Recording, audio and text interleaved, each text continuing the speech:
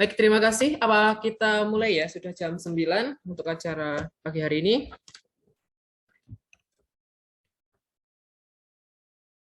Selamat pagi, Bapak, Ibu, dan Saudara sekalian. Salam sejahtera untuk kita semua. Yang terhormat, Dewan Pimpinan Yayasan Pendidikan Hati Anak Nasional, yang saya hormati, Bapak, Ibu, Kepala Sekolah, Guru, Staf, Universitas School, serta seluruh partisipan yang sudah join di Zoom ini.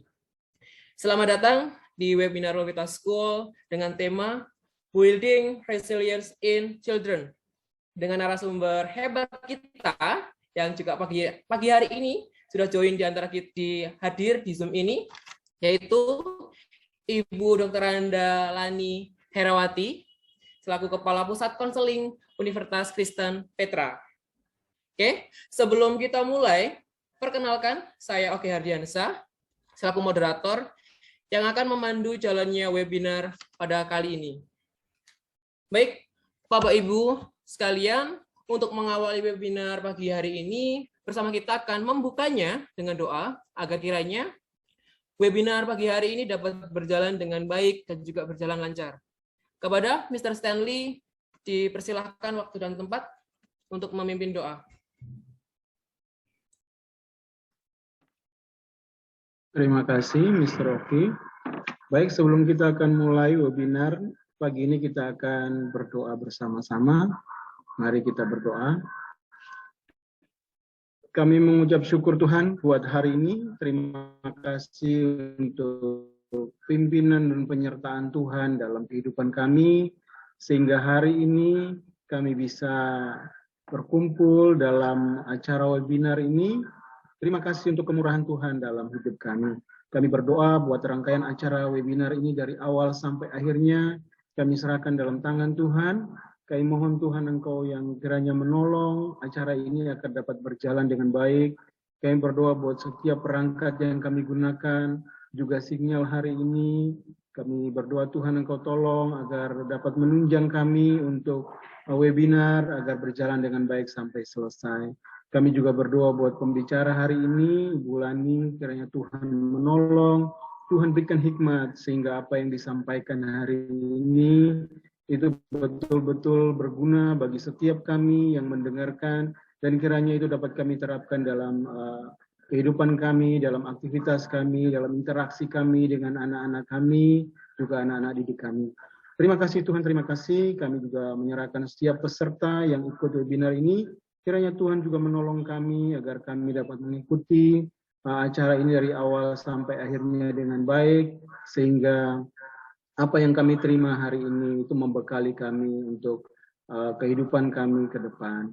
Terima kasih Tuhan, terima kasih. Kami serahkan sepanjang hari ini, setiap dalam acara hari ini, kiranya Tuhan tolong agar dapat mengerjakan setiap bagiannya dengan baik sampai selesainya acara di hari ini. Terima kasih, kami bersyukur untuk kebaikan-Mu Tuhan, dalam nama-Mu kami berdoa dan mengucap syukur. Amin. Terima kasih, Mr. Stanley. Selanjutnya, Bapak Ibu sekalian, sebelum kita masuk ke acara utama, saya sebagai moderator akan membacakan aturan selama kegiatan webinar hari ini. Bapak Ibu Saudara yang join di Zoom ini, nanti dimohon untuk selama kegiatan agar selalu mematikan mikrofonnya untuk yang tidak berkepentingan. Kemudian Bapak Ibu juga dimohon untuk tetap on cam dalam selama kegiatan. Kemudian nanti untuk sesi tanya jawab akan kami buka beberapa sesi, dengan satu sesi nanti akan ada 3 pertanyaan dengan tata cara. Ketika Bapak Ibu ingin bertanya,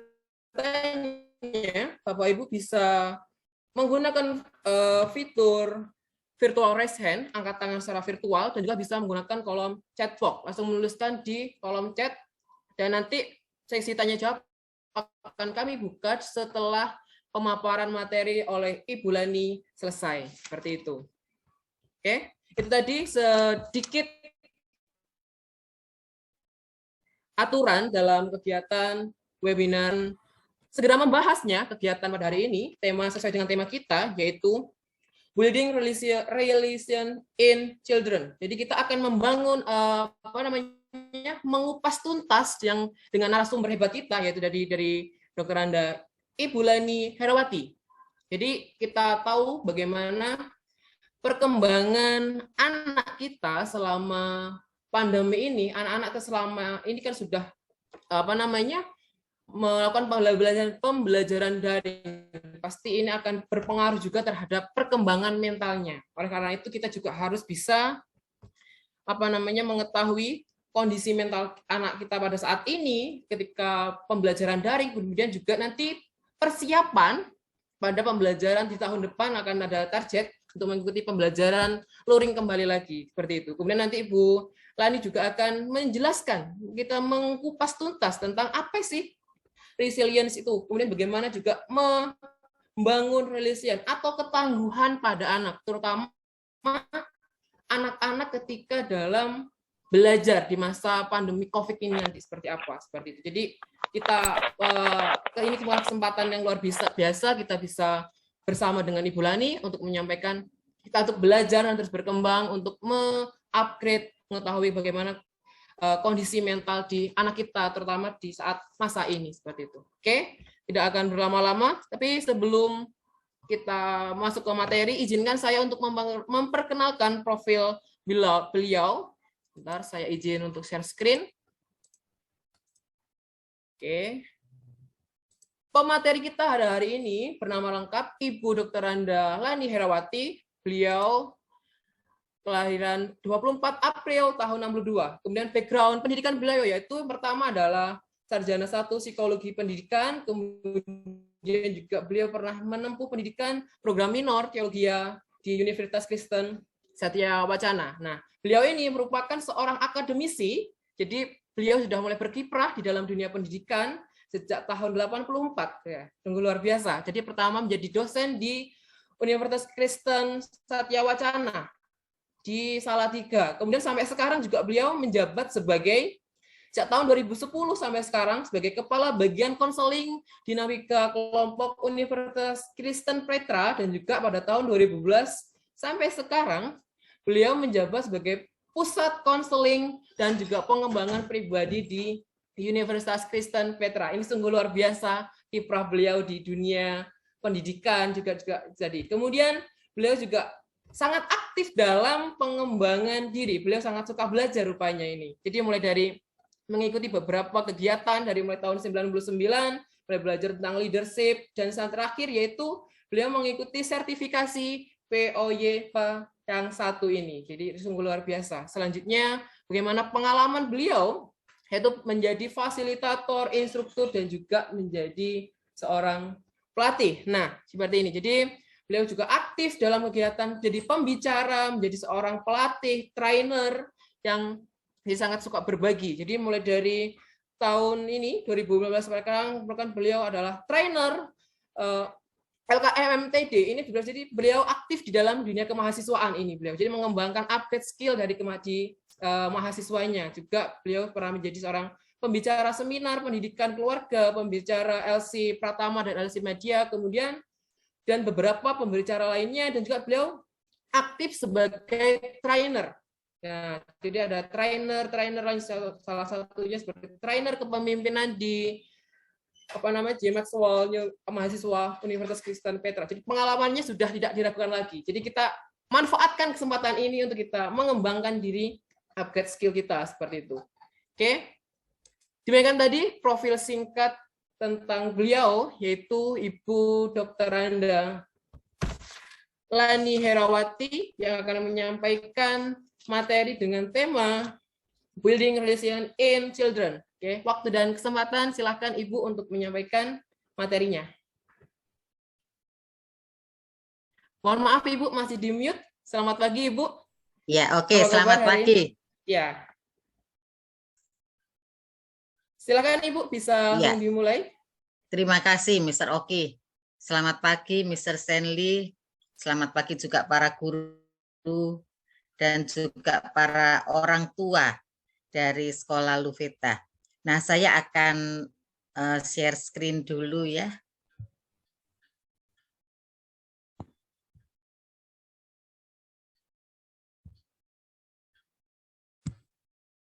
Oke, ini menjadi topik yang ingin kita diskusikan bersama, begitu ya. Bagaimana sih membangun resilience pada kehidupan anak-anak kita? Kenapa resilience ini sekarang dibutuhkan, gitu ya? Resilience bukan hal baru, tetapi selama ini kurang menjadi perhatian kita karena ya kehidupan baik-baik saja, khususnya anak-anak sampai dengan jenjang SD kelihatannya masih aman-aman saja pergumulannya, tetapi begitu masuk di era digital, begitu masuk dengan pandemi ini, kehidupan sudah berubah sama sekali. Benar-benar kalau dikatakan kita sedang berada di dunia VUCA, ya sekarang inilah kita sedang berada di dunia VUCA. Dunia yang penuh dengan perubahan, dan perubahan itu sangat cepat, segala sesuatu sudah tidak terprediksi lagi, satu hal dengan hal yang lain sudah saling terkait, kompleks sekali, dan banyak hal yang ambigu.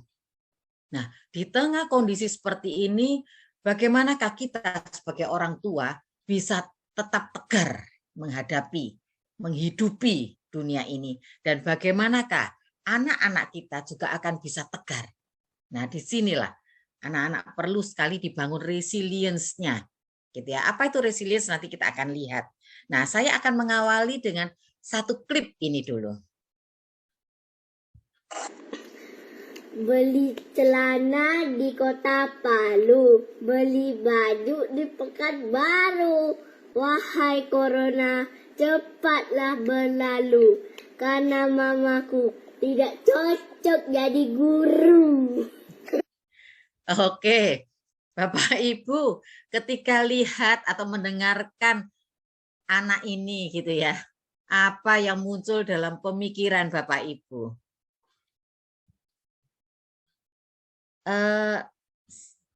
Di sini ada P5 Josiel. Ini apa? Siswakah?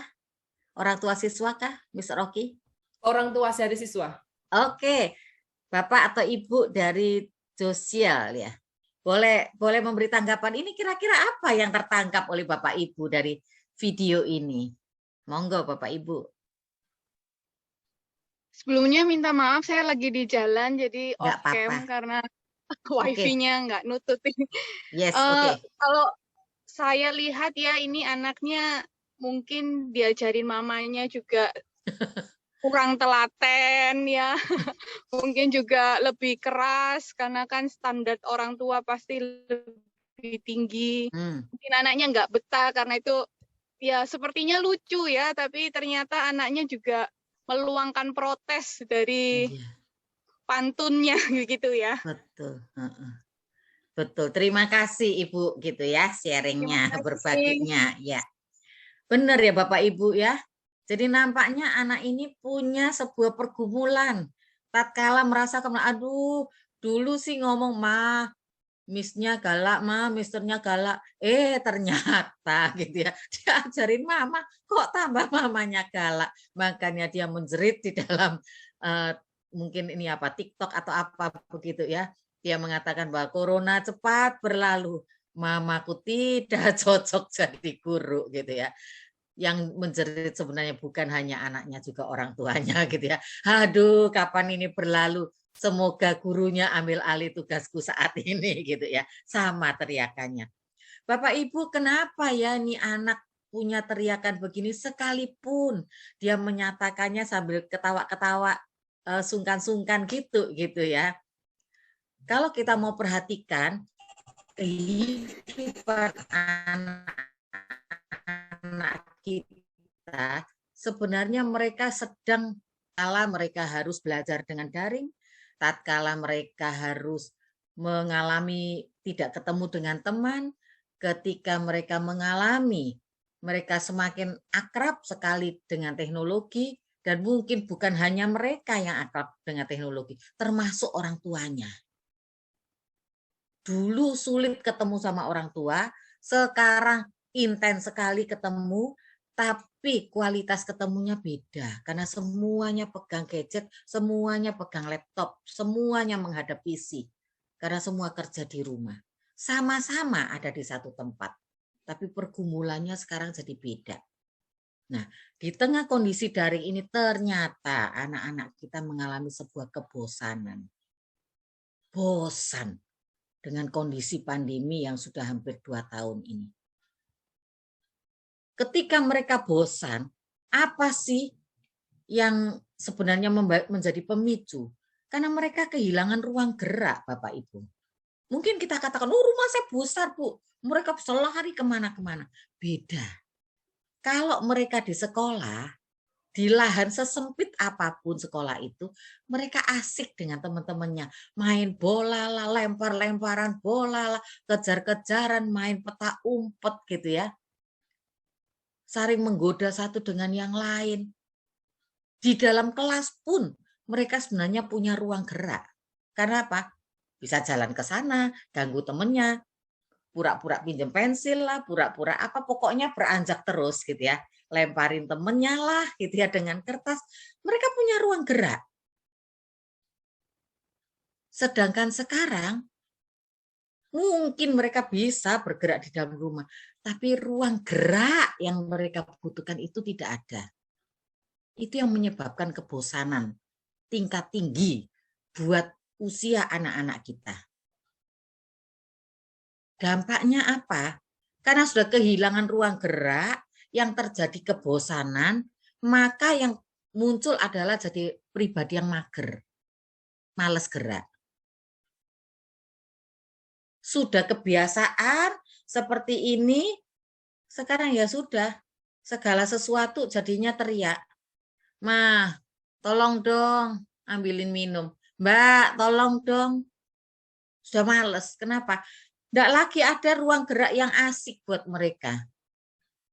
Terus saking lengketnya mereka dengan teknologi, ya sudah, jadi diam asik dengan teknologinya. Ini kondisi yang terjadi. Karena ketika mereka asik dengan teknologinya ini, pelampiasan untuk membuang kebosanan mereka. Anak-anak kita bosan dengan kondisi sekarang. Yang muncul mager. Kalau ini nggak disupport oleh orang tua, mereka terus akan mager. Supportnya apa? Supportnya ya ayo diciptakan satu situasi, misalnya entah jalan pagi bareng-bareng, ayo kita jalan ke sana sambil kita cari soto gitu ya. Cari sesuatu yang asik yang menyebabkan mereka mau gerak. Kalau enggak asik, yang asik kita, mereka enggak akan terpicu untuk gerak. Dan ketika jalan bareng, orang tua harus menciptakan suasana yang asik, jadi teman. Jangan anak gerak gini sedikit langsung, hati-hati loh, wah gitu ya. Mereka bosan lagi gitu ya, mereka jenuh. Aduh, jalan pun diomelin gitu ya. Udah mendingan di rumah aja sama gadgetnya. Itu yang terjadi. Jadi bosan yang mengakibatkan mager, harus kita dorong dan kita wadahi supaya mereka teratasi kebosanannya. Yang berikut, anak-anak ini saat ini mengalami kecemasan tingkat tinggi. Yang cemas siapa? Bukan hanya orang tua ternyata. Anak dari TK sampai dengan universitas itu mengalami kecemasan. Cemasnya macam-macam. Nah, untuk anak-anak yang jenjang usia masih remaja ke bawah, seringkali mereka cukup stres dengan tuntutan new normal.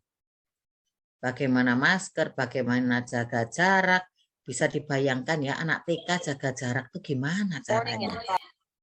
Sangat nggak mudah kan anak TK jaga jarak. Lawang mereka kepinginnya dorong-dorongan, kepinginnya pegang, pinginnya nyentuh, dan itu kebutuhan buat usia mereka. Ketegangan-ketegangan itu, kecemasan itu sampai menimbulkan stres, ini mengakibatkan anak-anak cenderung mudah tantrum. Marah, nggak tahu deh gitu ya, apa sedikit, waduh gitu ya, kondisinya nggak enak sedikit atau ada apa sedikit sudah seperti orang mau berontak, orang teriak dan sebagainya. Kita mengatakan dulu kamu nggak gitu loh nak. Kenapa sekarang kamu jadi tantrum? Kenapa kamu sekarang jadi sensi? Kenapa kamu sekarang jadi pemarah? Mereka punya kecemasan-kecemasan yang mereka nggak bisa deskripsikan kepada kita. Mereka nggak tahu mau ngomong apa, dan apa yang mereka takutkan, mereka cemaskan tuh nggak kerasa, nggak bisa dideskripsikan. Pokoknya ya nggak enak sudah gitu. Pokoknya tertekan sekali. Takut kehilangan teman, takut ya banyak hal yang ternyata mereka takutkan. Kita hanya melihat hasil akhirnya, yaitu perilaku pemarahnya. Dan ketika kita lihat perilaku pemarahnya, kita seringkali menanggapinya juga dengan marah, teguran. Nah, ini menambah kecemasan lagi yang semakin tinggi. Nggak selesai. Pada saat kondisi mereka cemas, mereka takut dengan tantangan-tantangan baru, mereka sedang masuk di kondisi stres, mereka butuh telinga kita. Butuh telinga orang tua untuk mendengarkan dan memahami apa sih yang dibalik kemarahannya. Apa yang memicu kemarahan ini? Kenapa kok sampai begitu?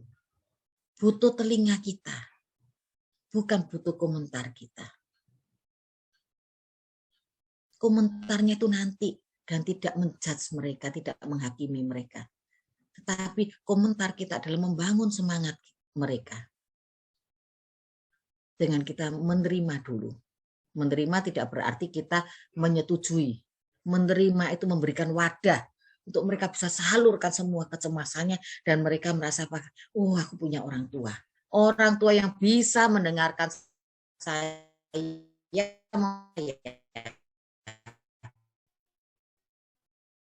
Kalau saya punya, saya nggak cemas lagi. Itu yang mereka butuhkan. Dan salah satu kunci resilience adalah I have. Aku punya. Punya apa? Tuhan, Bu, betul. Tapi anak-anak butuh figur yang nyata. Figur yang nyata yaitu otoritas yang Tuhan berikan pada orang tua. Jadi peran orang tua sangat dibutuhkan. Kalau dulu banyak orang tua mengatakan, makanya Bu, tak cariin sekolah yang bagus, supaya sekolah yang didik mereka. Saat ini Tuhan mengembalikan tugas itu kepada orang tua. Lebih besar maksudnya ya. Guru sekolah masih mensupport, tetapi orang tua dapat porsi lebih besar saat ini. Lebih besar untuk apa? Untuk melakukan peran yang dibutuhkan anak-anak. I have my parents. Aku punya orang tua, papa dan mama yang hadir dalam hidupku, yang bisa menjadi supportku, yang menolong aku, menguatkan aku. Ini yang sedang dibutuhkan kalau mau membangun resilience. Kunci pertama perlu diisi, yaitu I have, aku punya. Yang berikut apa yang dialami mereka? Kesepian. Anak-anak ini kesepian. Kenapa kesepian? Ya kehilangan teman-temannya. Ada anak-anak yang punya kebutuhan khusus gitu ya, memang menikmati tatkala mereka harus sendirian, mereka aman, enggak ketemu teman, enggak ada singgungan sama teman.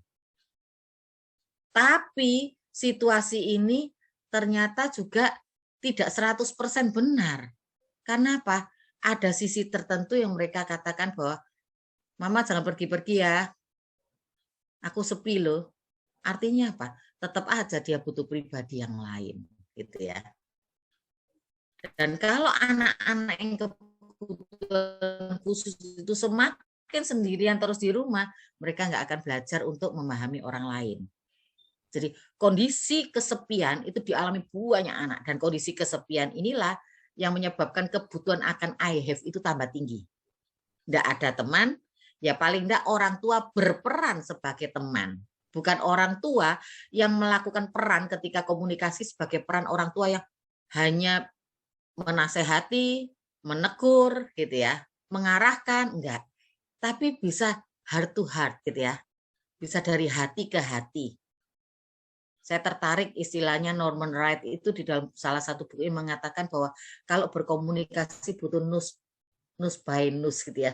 Jadi hidung sama hidung ini nempel ketemu gitu ya. Demikian dekatnya gitu ya. Demikian bisa merasakan gitu. Kesepian. Apalagi yang dialami? Anak-anak yang biasa terus-menerus dengan kesendiriannya ini lama-lama tumbuh sebagai pribadi yang ya sekarang kan apa mauku toh. Saya mau ngikuti pelajaran lalu saya off cam kan sambil kleset-kleset, gurunya nggak tahu kok gitu ya.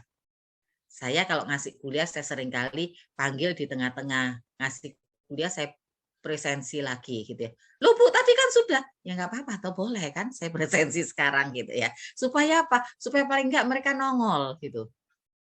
Ada yang nggak nongol sampai saya selesai kelas nggak nongol, dipanggil-panggil juga nggak nongol gitu. Artinya apa? Ini entah sudah terlelap sampai ke Amerika atau memang dari tadi cuma ngidupin aja aktif seakan-akan hadir kuliah tapi nggak kuliah, nggak tahu. Ketika diberi tugas, ketika diajak diskusi, seberapa aktivitas mereka kita nggak tahu. Dipasrahin temennya butuh nilai ya akhirnya dia kerjain sendirian. Nggak mau tahu orang lain. Tambah lama tambah nggak peduli. Nah ini berbahaya sekali, lama-lama jadi pribadi yang intoleran. Padahal kita berada di bangsa Indonesia yang sangat beragam dan sangat-sangat membutuhkan toleransi. Satu pribadi dengan pribadi yang lain. Dan itu keunikan bangsa kita. Sehingga situasi kurang toleransi ini harus kita pahami dan harus kita waspadai. Artinya apa? Artinya kita harus menolong mereka untuk paling enggak toleran dengan kondisi di rumah. Ayo nak, sekarang kita sudah enggak lagi pakai pembantu loh. Yuk, kamu yang cuci baju, kamu papa mama capek, papa mama sudah lakukan ini. Ajar mereka untuk memahami. Bu, tugasnya sekolah sudah banyak kok masih diberi tugas yang lain. Inilah kita melatih mereka untuk toleransi. Bapak Ibu kan juga nggak nganggur. Bapak Ibu juga bekerja kan. Tapi Bapak Ibu juga mau ngurusin rumah kan. Nah mari sekarang berbagi. Sehingga anak-anak belajar mau mengerti orang lain. Anak-anak belajar untuk memahami guru-gurunya. Tatkala guru memberikan tugas, tatkala guru menegur, tatkala guru punya aturan-aturan main, mereka belajar untuk mau memahami. Kadang-kadang sikap intoleran itu juga dipengaruhi oleh orang tua. Kita ini tanpa sadar, teman. Aduh, gurumu nih ya kok aneh-aneh sih. Masa suruh begini, suruh begitu. Ini menyebabkan anak-anak semakin nggak toleransi dengan gurunya. Semau gue akhirnya. Ajarin anak-anak kita untuk bertoleransi. Dan itu bisa dilakukan dengan kondisi kehidupan kita berada di rumah. Kondisi sekarang yang jadi masalah adalah anak-anak jadi kurang tanggung jawab, kurang kooperatif, mudah menyepelekan tugas-tugas yang ada, mudah untuk mengatakan, ya ini lagi trouble internetnya, ngirimnya enggak bisa sekarang, Mister nggak bisa sekarang ya, ntar ya. Padahal belum selesai ngerjain. Ayo sekarang semua berdiri, semua angkat tangan kanan, gerakkan kaki kiri. Iya, sudah. Iya, tapi dia nggak lakuin. Ini sikap-sikap kurang kooperatif ini juga berpengaruh. Karena apa? Ya sekarang mereka ada dalam kesendiriannya, mereka mau apa aja nggak ada yang lihat gitu. Orang tua bisa mendorong anak-anak kooperatif. Ayo suruh lakukan ini, lakukan. Tadi Mister ngomong apa? Kenapa kok kamu nggak lakuin gitu ya? Dukung, dorong. Apapun juga orang tua bisa berperan untuk mendorong mereka jadi pribadi yang kooperatif. Motivasi belajarnya juga berkurang. Saya rasa Bapak Ibu guru juga merasakan ini ya, nggak cuma orang tua. Kenapa? Karena ketika mereka lihat online seperti ini, anak-anak 15 menit maksimal untuk konsentrasi tingginya. Setelah itu agak menurun. Makanya guru-guru jadi dituntut kreativitas masa sekarang. Punya gimmick-gimmick gitu ya, bisa memunculkan game-game di tengah ngajar, dan game itu bisa dikaitkan dengan pengajaran. Situasi ini sekarang dibutuhkan. Dan orang tua bisa melakukan perannya. Motivasi belajar yang baik itu diawali dengan kondisi situasi memasuki masa belajar dengan nyaman. Tidak dengan ketegangan, tidak dengan emosi yang kacau gitu ya. Siapa yang bisa menciptakan ya? Karena anak-anak belajar di rumah ya situasi keluarga. Itu sangat menolong mereka untuk punya motivasi belajar yang baik. Masalah berikutnya adalah masalah kecanduan gadget. Kalau dulu kan anak-anak pegang gadget mungkin hanya Jumat Sabtu atau Sabtu Minggu gitu ya. Sekarang ini terus deh gitu. Karena apa? Belajarnya lewat gadget. Nah, sambil belajar sambil main, curi-curi main. Curi-curi WA, curi-curi apa? Banyak deh yang mereka lakukan gitu ya. Dan mereka juga jenuh, akibatnya apa? Enggak punya teman main. Mainnya kembali lagi dengan gadget. Situasi-situasi ini yang sebenarnya perlu kita alami. Nah, kok main terus sih? Ya karena mereka bosan dengan kondisi. Karena mereka sudah merasa jenuh, mereka kesepian. Terus harus cari siapa? Orang tua juga repot. Satu-satunya ya main gadget lagi gitu. Nah, tatkala anak-anak kita bergumul dengan problema-problema ini, lalu apa yang sedang mereka rasakan? Apa yang sedang mereka alami sebenarnya dengan tantangan di masa daring. Karena perasaan-perasaan seperti ini melanda mereka, maka suasana hati terpengaruhi. Jadi nggak happy lagi mereka. Tatkala mereka nggak happy, mereka ini jadi orang-orang yang sensi. Hal-hal kecil jadi gede. Guru cuman ngomong sesuatu aja dia sudah merasa, duh guru itu merendahkan saya banget gitu ya. Komentar yang cuman main-main aja bisa dianggap celaan yang menyinggung dan menyakitkan hatinya. Kenapa situasi yang terjadi? Ya karena tadi kondisi daring itu punya dampak yang luar biasa. Menimbulkan masalah-masalah kecemasan, masalah-masalah kebosanan, masalah-masalah yang jadi kurang toleransi karena enggak pernah singgungan sama teman. Ini menyebabkan mereka jadi pribadi yang gampang lelah, jenuh, suasana hati enggak enak, jadi orang-orang yang sensi gitu ya. Mulai kehilangan kesabarannya. Tadi saya katakan ada tantrum, ini kemarahannya sudah jadi kemarahan yang bisa ngelempar barang, bisa ngerusak barang gitu ya. Dan yang lebih saya amati belakangan ini juga menyakiti dirinya. Ini anak-anak yang gede ya Bu? Enggak, saya menangani anak kelas 5 SD. Yang juga mulai melakukan self harm, melukai dirinya. Sudah kehilangan kesabarannya untuk menghadapi kehidupan ini. Berdampak lagi ke cara berpikir dan kepandaian mengelola emosi juga turun. Dulu kamu pinter, dulu kamu itu anaknya cerdas, dulu kamu itu kok sekarang jadi begini sih? Ya itu karena motivasi belajarnya turun, rasanya ini sudah nggak lagi dipakai maksimal. Mereka kata enggak tahu. Kenapa enggak tahu? Karena sudah jenuh. Emosi juga kontrolnya sudah jadi jelek. Akibatnya apa? Relasi dengan orang lain jadi enggak baik juga. Singgungan sama saudara, singgungan sama papa, mama, sama teman juga begitu. Kerja kelompok jadi akibatnya dia enggak disukai sama teman gitu. Ketika dia mengalami situasi relasi dengan teman yang rusak, maka relasi dengan diri sendiri akhirnya kacau juga. Iya memang aku males ya, aku ini bodoh, aku ini ndak ada gunanya, aku ini ndak nyenengin teman-teman ya. Wah sudah kacau semua, gambar dirinya mulai rusak. Perasaan-perasaan negatif mulai menguasai dirinya. Yang muncul adalah anak-anak dengan pola negatif thinking yang luar biasa. Melebeli diri sendiri, kalau dilebeli orang lain katanya dibully.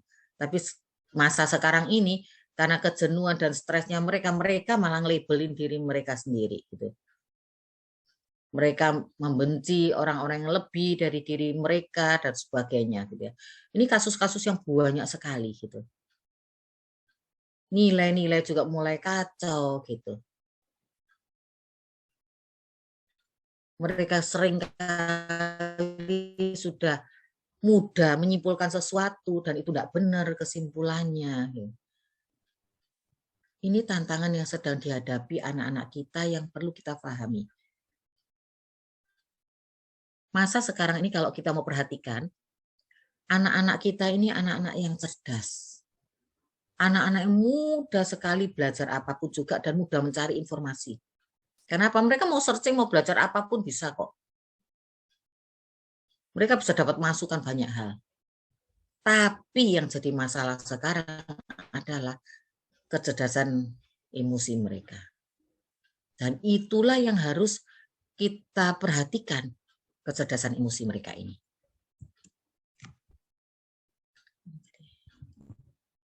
Kalau berbicara tentang kecerdasan emosi adalah kemampuan untuk bisa mengaktifkan emosi yang dimiliki sehingga dia bisa nolong diri sendiri. Nantinya sih dia bisa berdampak ke orang lain. Dia bisa nolong diri sendiri apa? Cara berpikir dia, cara mengendalikan diri dia, sampai akhirnya ketika dia motivasinya lemah, dia juga bisa memumpah motivasi itu. Makanya karena Jim mengatakan, orang sukses itu 15% dipengaruhi oleh keterampilan-keterampilan, keilmuan mereka. Tapi 85% karena Jim mengatakan oleh kecerdasan emosi mereka. Dan itu dikuatkan juga oleh Daniel Goleman ya, yang mengatakan bahwa kecerdasan emosi menjadi hal yang penting untuk kehidupan mereka. Karena Pak, orang yang punya kecerdasan emosi inilah yang nanti akan mampu membangun daya juangnya. Kenapa butuh daya juang? Tadi saya sudah katakan, kita ada di dunia VUCA, perubahan yang sangat cepat. Kalau mereka berubah sangat cepat, sangat tidak terprediksi, lalu kecerdasan emosinya lemah, mereka mati. Tapi kalau kecerdasan emosi mereka bagus, ketika ada perubahan ini, mereka jadi pribadi yang mau tahu. Kenapa ya terjadi begini ya? Kenapa ya corona tidak selesai-selesai ya? Oh, karena perilaku ini. Oh, kalau begitu saya harus ada understanding-nya. Bisa ngelola dia. Dipengaruhi apa? Kecerdasan emosi. Dan kecerdasan emosi ini menjadi bagian yang sangat penting. Karena itu menjadi reaksi tubuh saat kita menghadapi sebuah situasi. Jadi ada corona ini, kan pasti tuh ya, ada emosi. Takut, was-was. Jadi orang yang cemas. Ya. Kasus orang-orang yang punya kecemasan tinggi akibat corona ini juga tinggi sekali. Karena papanya sempat sakit, sekarang sembuh, tapi ini anak jadi penakut banget gitu ya. Sandal dari luar masuk rumah itu saja menyebabkan memicu kecemasan sangat tinggi buat dia. Nanti itu virusnya masuk rumah, aduh nanti semua ketularan lagi. Papa sudah pernah ngalami seperti ini. Wah, takut tak karu-karuan gitu ya. Ini yang muncul, yang harus ditolong untuk mengelola emosinya. Dan kecerdasan emosi adalah sesuatu yang bisa dipelajari. Bukan sesuatu yang dibawa saja. Kalau EQ kan memang sudah dibawa oleh anaknya ya. Ada, tinggal diasah. Tapi kecerdasan emosi ini bisa dipelajari, bisa ditumbuhkan. Sekalipun memang butuh waktu, butuh komitmen untuk melatih ini. Tapi bisa, gitu. Kalau kecerdasan emosi ini menjadi hal yang penting, maka bagi anak-anak butuh untuk diawali dari orang tuanya. Diawali dari orang tua yang sehat secara fisik dan mental. Bagaimana orang tua bisa sehat secara fisik dan mental di tengah badai pandemi seperti ini? Yang menghantam juga bukan hanya kesehatan, tapi juga menghantam dari sisi pekerjaan, ekonomi, relasi sosial. Wow, banyak sekali.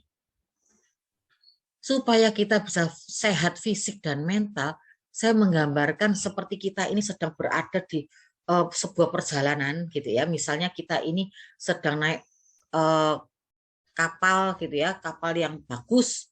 Lalu kita dari Surabaya kita akan menuju berbisnis di Kupang misalnya begitu. Di tengah perjalanan kita ada badai yang sangat besar sehingga kapal ini nggak bisa lagi berjalan untuk menuju ke Kupang. Kita berhenti di tengah-tengah perjalanan itu, di tengah samudera itu kita harus berhenti.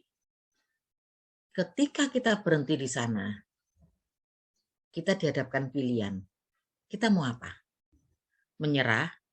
Ya udah, nggak bisa apa-apa. Bubar deh. Atau kita mengatakan, wah saya harus ke Kupang, mau nggak